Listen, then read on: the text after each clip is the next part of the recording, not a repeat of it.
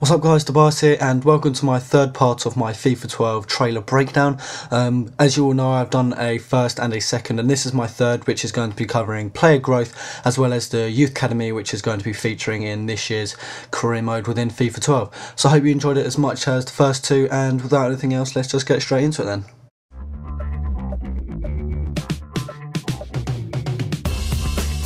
One of the major criticisms in FIFA 11 career mode was the lack of player growth. So young players didn't grow quickly enough, you sent them on loan to another club and they just didn't grow at all.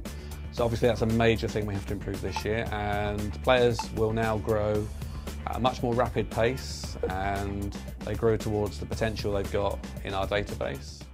So I thought we could just pause it here then and listen back to what Simon just said. He actually said when players went off on loan to other clubs from your club, they didn't actually grow at all. Personally, I don't think he could have hit the nail on the head any harder than he actually just did. I think he got it spot on there.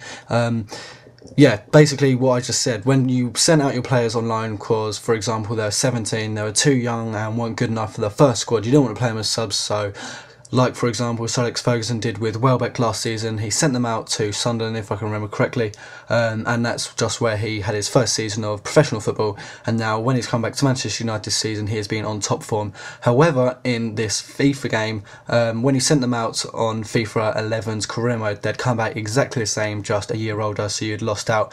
So it would have actually worked out better if you had just played them in your team in the starting 11. So as we can see then on this screen, it is the squad report. If you remember back to FIFA 11, the squad report was literally just the position name, then it had a plus or minus, so it'd be +2 if they'd gone up, and then it'd have a squad report. So if they'd gone up 2, for example, like Taarabt does in career mode, it would say nothing to report, or let's just say the players, it was 0, there was no growth or loss within the players' attributes. It would say high potential. However, it was extremely stupid. If you watch KSI's videos, you'd have seen he did a career mode video and said how it was all wrong. However, if we look at this screen here, it has got all the players in that in your team in the squad report, and then it's got the form of the player, which is 5.7 here, and their overall, which is 55 + 1, age and position. And then if you look onto the right hand side, it's got the attributes of the player all broken down as they are in the accomplishments of your own virtual pro. So it's broken up into physical, mental, technical and goalkeeping, but as it's a centre back, goalkeeping will be irrelevant in this stats. So it breaks them all down to, in physical for example, acceleration, agility and so on. You can see them yourself, and it has a plus or minus. I can't see a minus on there though, so that looks pretty good for this player. It's got a plus or minus what that player is. So if you're wondering how your strikers are getting along, if you want to look at his shot power or stuff like ball control or dribbling for the midfield or tackling for the defence, you can look at the individual attributes and stats for that one player, which I think is absolutely brilliant. It's a great idea. It just lets you get more involved, see how that player is progressing, and see where they're doing well on and what they're actually slacking on them. So say you want to improve a striker, you can see the striker is improving on his shot power.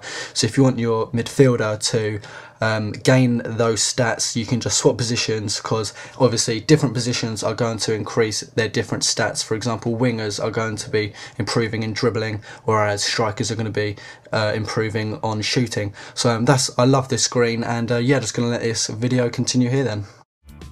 And to team up with the improved player growth, we now have a youth academy or a scouting network feature in the game, so that you can hire up to 3 scouts and send them off to different parts of the world for varying lengths of time, and each month they will come back with a list of players they've discovered in that area, and it will have vague, imperfect information about quite how good the player may be, what positions this guy might become adept at, and you get 3 choices each month. Basically, you can take that player to your team now, you can reject that player, or you can keep scouting that player. And as you keep scouting that player month after month, the information gets more and more precise. So at first, your scout may say, I think this guy could be anywhere between a 60 and an 85.